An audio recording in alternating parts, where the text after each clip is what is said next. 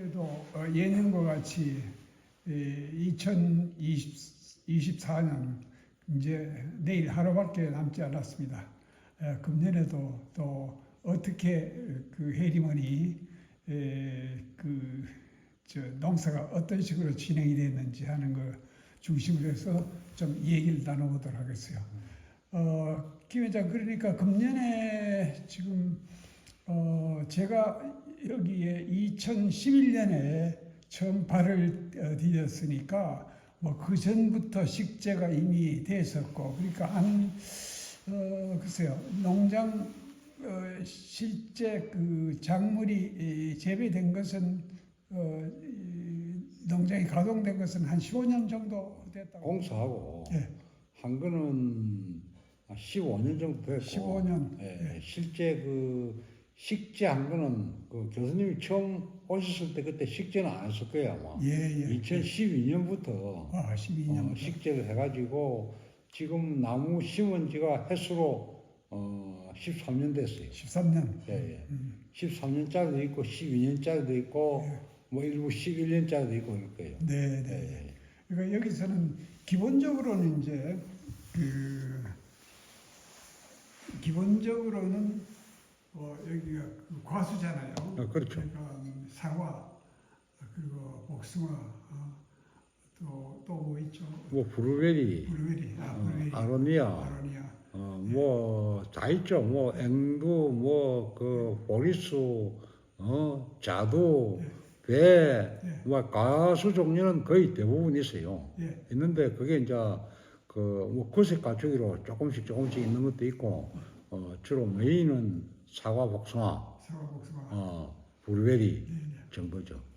근데 이게 그 중에서 보면은 뭐 블루베리와 그 아로니아는 거의 정착했다고 볼 수가 있겠고. 그렇죠. 아직도 그 사과하고 복숭아 아주 가장 그 치중했던 사과 복숭아는 아직도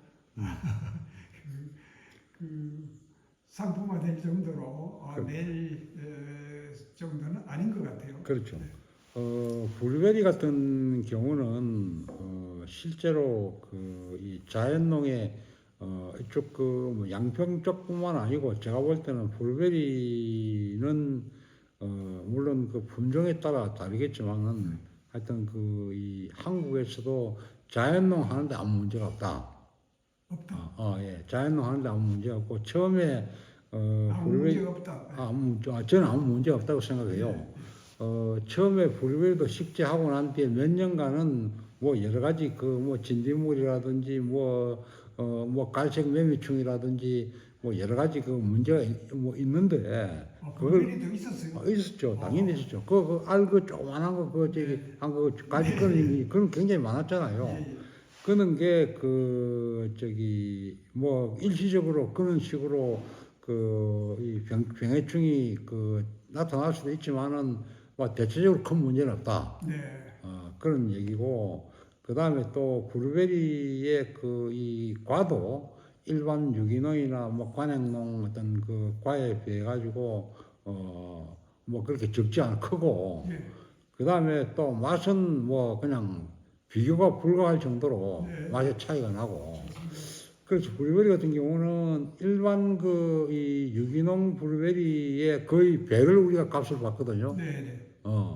뭐 유기농이 뭐 키로당 한 3만 원 정도 뭐 그 정도인데 우리 6만 원, 7만 원 받거든요.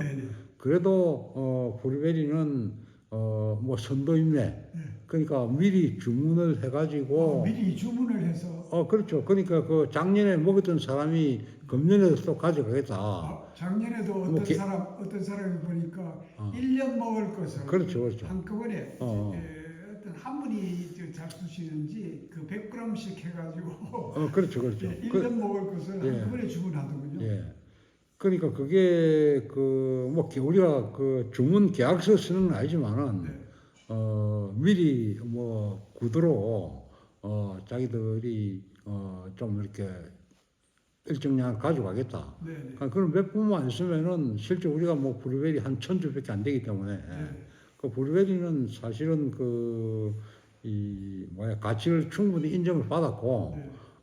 그다음에 어떤 그 경제적인 측면에서도 어떤 그 이 뭐야 다른 과수에 비해 가지고 소득이 괜찮다. 네. 뭐 이렇게 보면 되죠. 네. 근데 사과 복숭아는 아직도 마지막 끝까지 참 그 때깔도 좋고 그 자랄 때는 그렇던데 마지막까지 가지 못한 게 조금 아쉬웠어요. 그 사과 복숭아는 뭐 재작년에 조금 괜찮았어요. 네. 사과도 꽤 열리고 네. 그다음에 또 뭐 늦게까지 조금 가는 것도 있었고 했는데 금년에는 뭐 어떻게 참 그게 무슨 뭐 해거리 측면인지 뭐 뭔지 모르겠는데 하여튼 그 금년에는 그 뭐 기후 영향이겠죠. 뭐 형편 없었죠. 사실 결과가. 기후 온난화를 느끼십니까 여기에? 기후 온난화라기보다도 그 저기 뭐 온난화 측면에서 여기는 뭐 고도 높고 그다음에 그 양평 중에서도 강원도에 가까운 양평이 하기 때문에 그런 그 저기 뭐 문제는 없다고 보는데 뭐 금년 같은 경우에도 굉장히 더웠지 않습니까? 그렇죠. 굉장히 덥고 또 뭐 하여튼 기후 변화가 우리가 이 예측하지 못한 그런 이 변화가 있기 때문에 그런지 어쨌든 간에 하여튼 그 저기 그 사과는 특히 형편 없었다 이렇게 보고 그냥 뭐 그렇지만은 우리가 또 내년을 그 예측을 해보면은 늦게까지 그 잎이 제법 생생하게 붙어 있었고 네. 해가지고 뭐 내년에는 뭐 좀 이렇게 그 기대를 해도 되지 않겠나 이렇게 생각을 하죠. 예. 해마다 뭐 그런 기대가 있었지만은 또 결과를 보게 되면 뭐 좋지 않은 경우도 있었겠지만은 아마 내년에는 뭐 조금 기대를 해봅니다. 네. 어떤 작물이든지 뭐 기후 환경에 적응하지 않을 수가 없겠고 그렇죠. 뭔가 좀 문제가 있더라도 스스로 해결하도록 내버려 두는 것이 그렇죠. 자연의 그 원칙 아니겠어요? 그렇죠, 네, 그렇죠. 그래서 차차 이런 그 변화하는 기후에도 나무 자체가 적응하게끔 그 내버려 두는 그 저는 뭐 자생력을 키우는 이것이 바람직하다고 생각합니다. 예, 저는 그 뭐 궁극적으로는 이게 우리가 심은 나무가 사과 같은 경우에 한 2,000주 네.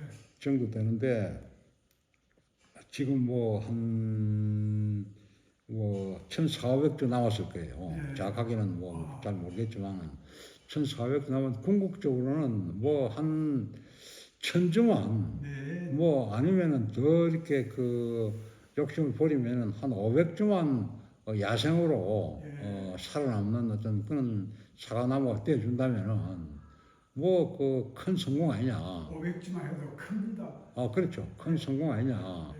그 카자흐스탄에 지금 그 뭐 야생 그 사과 그 원산지인 카자흐스탄에서 지금 야생 사과가 뭐 한 뭐 100여 주, 200여 주 있는 걸로 제가 들었어요. 네. 그러니까 그런 정도인데 여기 우리 그 해리먼에서 2,000주 심은 그 사과가 뭐 한 500주라도 산 군데군데에 자생한다면은 대단한 성공이고 대단한 볼거리가 되겠죠. 예. 사과를 그냥 실과로 먹기보다는 그래도 문제가 있지만서도 끝까지 가지는 못했지만서도 맛이 들었을 때 이미 당도가 형성이 됐을 때 그걸 해리멀에서는 식초로 담궜었죠. 그렇죠. 사실은 좋은 양질의 식초가 나온다는 것은 좀 축복받은 것 같아요. 그렇죠. 이게 그 모양은 뭐 때도 묻고 그다음에 사이즈도 뭐 그냥 돌배 정도의 크기밖에 안 되고 하지만은 그게 우리가 그 실험을 통해서 눈으로 확인할 수 있지만은 일반 사과는 사실은 그 뭐 한 달이고 뭐 두 달이고 지나면서 다 썩어버리거든요. 네네. 썩어버리는데 우리 이 자연농 사과는 한 달, 두 달 지나면서 알코올가 식초로 변하면서 거기에 어마어마한 그 이 초파리들이 예. 그쪽에 그 이 저기 몰리지 않습니까? 네. 몰리고 그 옆에 바로 뭐 한 10cm 떨어져 있는 그 이 일반 그 사과에는 한 마리도 그 저기 초파리가 거기 안 본다는 얘기죠. 예. 그러면은 그게 그 우리가 그 저기 뭐야 그 초파리를 어디 불러들인 것도 아니고 그 자기들 온 거야. 온 건데 그 얼마나 그 이 저기 이좀 그 초파리의 그 작은 미물이 현명하냐는 얘기죠. 정말 참 미물인 것 같아요. 그게 촉각뿐만 아니라 거기도 이 저 뭐죠 와송 예. 와송을 수확을 해놓고 보니까 바구니에 와송에서 나는 그 단거 이것을 꿀. 찾아가지고 엄청나게 많은 그 벌들이 그렇죠. 어디서 모여들는지 그럼. 아글아글해요. 그러니까 이게 그 이 자연 현상이라고 하는 게 우리가 그 이렇게 다 체크는 못하지만은 이렇게 눈에 띄는 것만 봐도 네. 사실은 그 정말 신비롭고 신비롭죠. 어마어마한 그 이 저 일들이 일어나고 있는 거죠. 네. 그 사람들이 그 이 감지를 못하는 게 문제죠. 금년에도 뭐 끝까지 성공적으로 가지는 못했지만서도 사과하고 복숭아도 조금 식초를 좀 담았습니까? 담았죠. 네. 담았는데 복숭아는 꽤 많이 담았고 그렇습니까? 사과는 뭐 그렇게 뭐 볼품 없는 거지만은 그마저 열리지 않아 가지고 네, 네. 별로 그 저기 많이 담지를 못했는데 뭐 식초는 담았죠. 네. 어. 그래도 저 생과일이 바로 식탁에 오르지는 못해도 식초의 형식으로 그 요리에 이렇게 오를 수 있다는 건 그건 참 다행입니다. 그 요리뿐만 아니고 우리가 그 금년에는 특히 그 식초에 대해서 관심을 이 표명하는 이 소비자들이 꽤 있었어요. 어떤 사람들이 많이 찾습니까? 그러니까 그 뭐 예를 들면은 그 한 사람은 그 당뇨가 아주 심해가지고 네.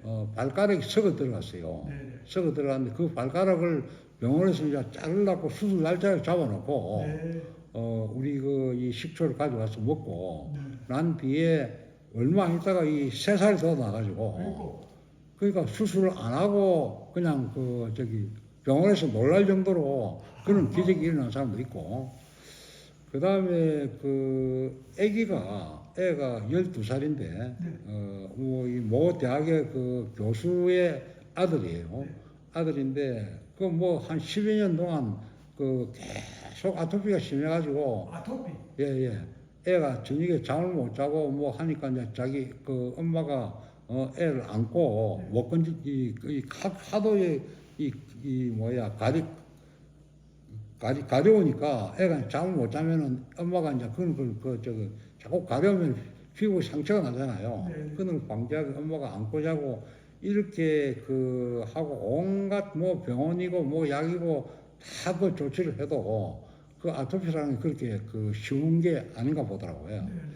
그래가지고 우리가 그 전에 우리 식초를 먹고 아토피가 좋아졌다는 사람들이 들어 있었거든요. 저기에 식초가 있네요. 그렇죠. 식초가. 예. 네네. 그러니까 그 식초를 가져가서 먹고 사흘 만에 사흘 만에. 애가 이 가려움증이 훨씬 적어진 거라. 허허. 그래 한 2주 만에 거의 다 이렇게 이 가려움증이 없어져 가지고 네. 애가 굉장히 이렇게 밝게 지낸다. 그 연락이 왔고. 그래 집안에 아버지가 걔 아버지도 선천적으로 이 아토피가 있었는 모양이에요. 네. 그래갖고 그 부인이 우리한테 가져간 이 식초는 양이 얼마 안 되고 예. 해서 자기 남편은 유기농 식초를 예. 사가지고 먹였는데 아무 효력이 없었다. 그런 얘기를 제가 들었어요. 그래서 그 뒤에도 와서 이제 그 식초를 또 가져가고 그래서 식초에 대해서 우리가 뭐 식초가 만병통치약은 아니지만은 어쨌든 간에 식초의 그 이 효능이 대단하다 하는 걸 우리가 체험할 수가 있고, 그다음 우리가 상식적으로 보더라도 세계 그 최장수 국가가 일본 아닙니까? 네. 일본은 식초가 굉장히 그 상용화 돼 있지 않습니까? 예, 예. 그 뭐 초밥도 해 먹고 뭐 온갖 초절임도 하고, 그러니까 식초가 어쨌든 간에 좋다 하는 건 이미 결론이 나 있는데, 그러니까 그 어떤 식초냐에 따라 가지고 그게 더 이렇게 그 효과가 있느냐 없느냐, 그는 우리가 상상할 수 있잖아요. 있는데 실제 이 자연농의 식초는 거기에 온갖 미량의 영양소들이 거기에 다 들어 있는 거예요. 네, 네. 우리가 미생물의 힘이라 하는 건 우리 다 밝혀진 거 아닙니까? 네. 그는 온갖 미생물들이 작물하고 교류하면서 영양을 만들어낸 거 아니에요. 그러니까 땅에 있는 이 무기물들이 이 자연농이 아니면은 그걸 갖다가 유기물화 해가지고 식물에 공급을 할 수가 없어요. 네. 그래서 그 미생물들이 그런 역할을 하는데, 그런 미생물들을 존중해 주는 게 자연농 아닙니까?